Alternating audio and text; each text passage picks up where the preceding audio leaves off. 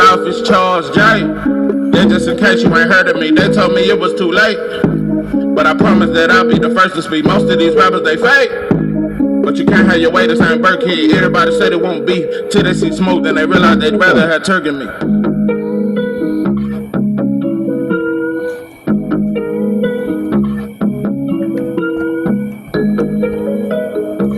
What it do, what it do? It's 903 Boxing. I'm your host, Charles J. Sorry, man, shout out to my audience. Shout out to those that's rocking with me. And yeah, we back in the kitchen. There's a whole lot of goddamn sauce in this pot, man. Let's get to the shit. This is my reaction to Kendrick Lamar's Super Bowl performance. Wasn't looking forward to it. It wasn't on my to-do list. It wasn't on none of my plans.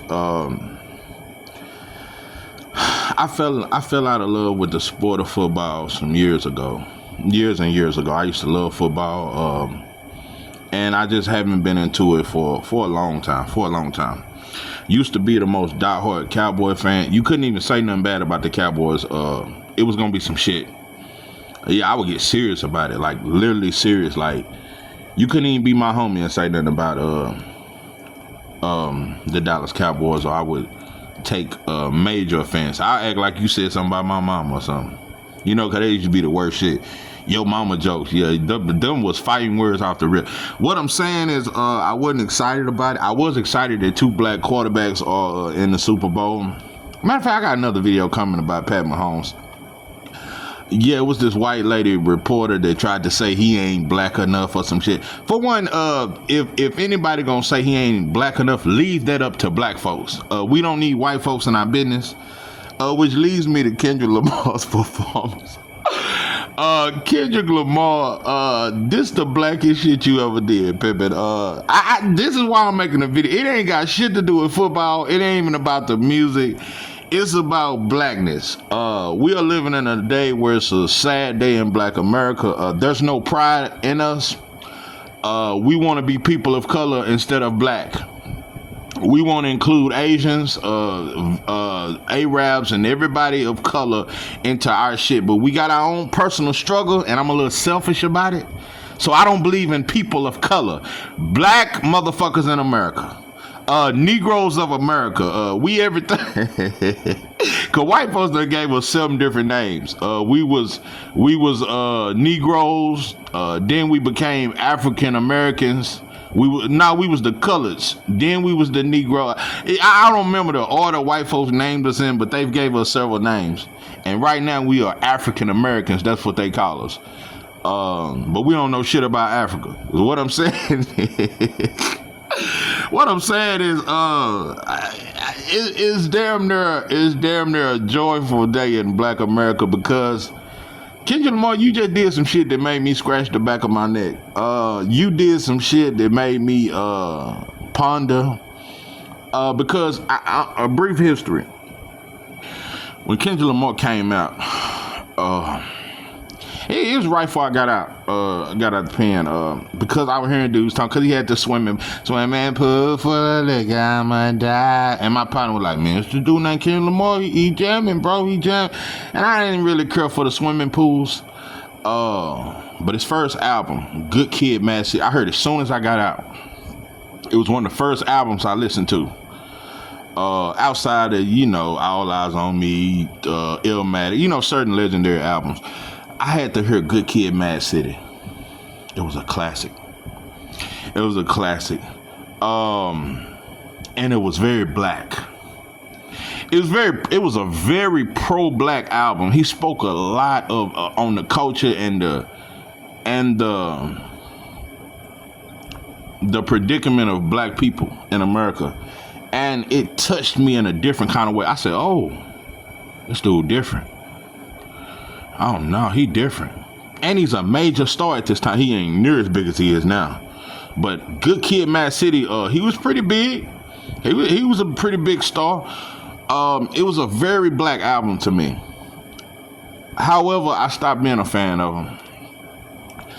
I didn't like it when he started calling out rappers and Kendrick, and he called out Big Sean and them other black rappers on his own. It was Big Sean and who else it was. He called them out on their own record and dissed them on the song.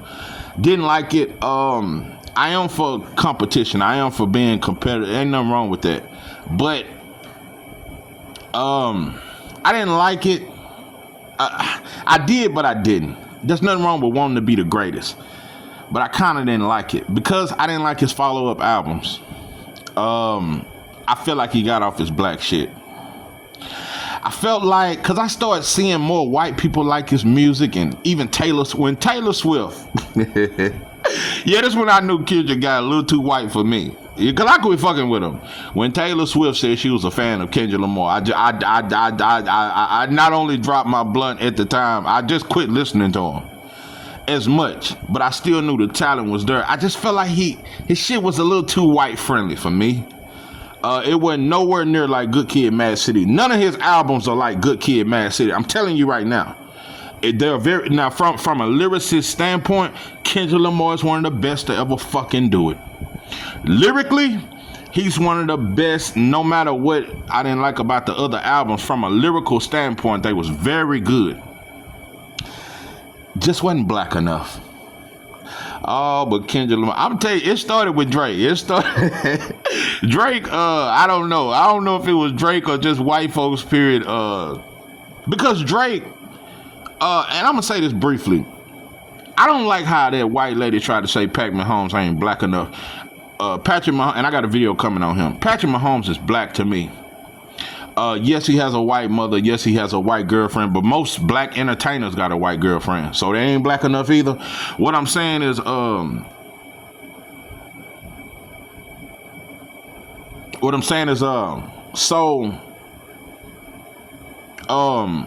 Pat Mahomes, I looked at interviews where he said he had no problem saying he was a black man. He never denied that. He didn't try to be something else. So I don't like the stigma around it.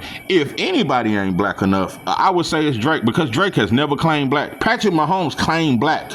Drake claimed Jewish. He made a whole video dedicated, had a bar mitzvah and everything. He has never claimed black. Drake has never claimed black. So now pimping and you know it's crazy, we embrace Drake and all that stuff, but he's never really claimed us. He just started using the N-word, and then in the Drake diss, in the Kendrick Lamar diss, he said, why you trying to take up for them slaves and all that stuff. But anyway, what I'm saying is all that there, the performance. Kendrick Lamar. You never see this. You never see a rapper come out with nothing but black. He had nothing but black men on the stage with him. You just never. It's just the symbolicness. It's the symbolism that I saw in it. It's deeper. A lot of people look past that shit. You never see that because most black entertainers, they got somebody of every culture on the stage because we want to be just people of color. We don't want to be black, and we're ashamed of that. He had nothing but black men on the stage with him, and they was in unity. I'm just gonna say it. It looked like that shit Malcolm X did when the brother got choked out in New York and the white folks beat him up and the police beat him up, and he brought them Negroes down to the police station and had them in order, and the police chief said, what do you say? That is too much power for one black man to have. It looked like some shit, like it looked like a low budget version. Yeah. It looked like a low budget version of that shit that Malcolm X did back in the game. Yeah, back in Harlem and shit. When he marched to the police station and all them black folks was in unison. They was in. We was moving to the same time, because you just don't see that today. You don't see black men move at the same beat and we move at the same rhythm. We don't do that shit no more. We chaotic. One of us go this way, the other one go that way. I've just never in the history of ever in my lifetime seen a bunch of black men together and we ain't shooting up the club. I just want to say it's been a long goddamn time. I just don't recall seeing that many black men together and guns ain't being pulled out. We ain't shutting down the club. We ain't shooting up the project. I've just never seen that many black men together and we ain't got on red and blue. So what I'm saying is, Kendrick Lamar, this was a great example for black men. This was a great day, and I'm pretty sure all them brothers got very good checks. You showed out in front of white folks. I'm just gonna say it. What makes me so proud of this, because the NFL, you gotta be on your best fuck. And I'm telling you, Jay-Z might get mad at you. Yeah, Jay-Z might get in trouble for this shit. Yeah. Because of Wayne, and a lot of people, man, Wayne should have performed. Wayne would have came out there on a skateboard, and he'd have had a whole dance crew full of number white boys. Wayne is the same one that said he's never experienced racism in this country. He don't know what racism look like. Kendrick Lamar is from Compton, and he can tell you all about it. He speaks about. What I'm saying is, bro, it's the symbolism. That shit looked like and it had a little African shit in it. Just that sauce. It just had a mixture of some. It was like gumbo on the stage at a Super Bowl full of number white folks in the crowd, and white folks had to. And another thing, anytime white folks ain't cheering, that's when I know we doing some prolific shit. They didn't start cheering till you start singing. They not like us. They not like. You made white folks uncomfortable. For that, you are. I can't name many rappers that have ever done that shit outside of Pac, and there's a couple more. Even Snoop Dogg changed his stance, called everybody a coon for supporting Trump, but for the right money, look what he did. Came out and supported Trump. Changed his whole morals and everything. Kendrick Lamar, at this point, bro, I might have to list you as an all-time great. I might have to put you in my top 10. Because I've already lyrically had you there. It's just, nah, bro, this made you a great. I think this was historic. It ain't many rappers that done that. Nas is a super lyricist, and Nas in my top 10, but he ain't, and Nas talk black, but he ain't never did no shit like this. Nas talk that black shit, especially in Illmatic and Stillmatic. Yeah, and what's the other one? Godson. Yeah, he had some bad shit. Nah, this is the most prolific. I don't know how many rappers would have been bold enough to do this in front of white folks. This is a $1 billion establishment. And not only that, you had Samuel Jackson on stage, and Samuel Jackson said, "Don't be too ghetto. You being too ghetto." Kind of like how he was on that movie with Django Unchained. It's like he trying to tell kids, and the way they done that shit was sauce. And he was just like, "You being too ghetto, Kendrick Lamar. Don't do this in front of white folks." It was just different. It just made me proud. The fearlessness, it just made me proud. And then he had black women, nothing but black women, wasn't nothing else, nothing, no multiculturalism, a shame for us just to be us. He had a group of nothing but black women. You never see that.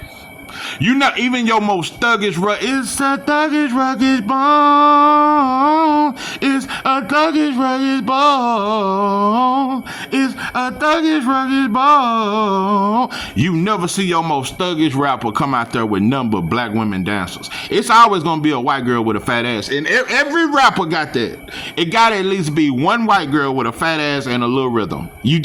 We can never be black. We just too ashamed. We gotta bring other people in it. We too ashamed to. He had nothing but black women. Not only that, this one I said they finna throw Kendrick off stage. I thought the security was finna come get him. When it looked like he was standing on the corner on the block and it was brothers around him, number gold teeth in front of white folks in the NFL. All the owners are white. A white establishment with black players, but white owned. No Negro pies, whites only pies. When I seen you with a bunch of brothers like y'all was on the block and all the brothers had gold teeth, I said they're gonna kick Kendrick Lamar off the goddamn stage. I thought he was finna drop the goddamn mic and white folks was finna sit Yeah. At that point, I just said it's over. Kendrick Lamar done set black people back 30 years. We'll never get another black performer. I said he done went too far. Even Samuel Jackson was like, "You're going too far, Kendrick Lamar." It's like he warning them that we offending white folks. Kendrick Lamar didn't give a fuck. Nah, bro, you're in my top 10. Yeah. Even if, because I'd have to really dissect it. You definitely in my top 15 of all time. Top 15 for sure. Top 10, that's kind of hard, but you up there, bro. You became a legend tonight. That just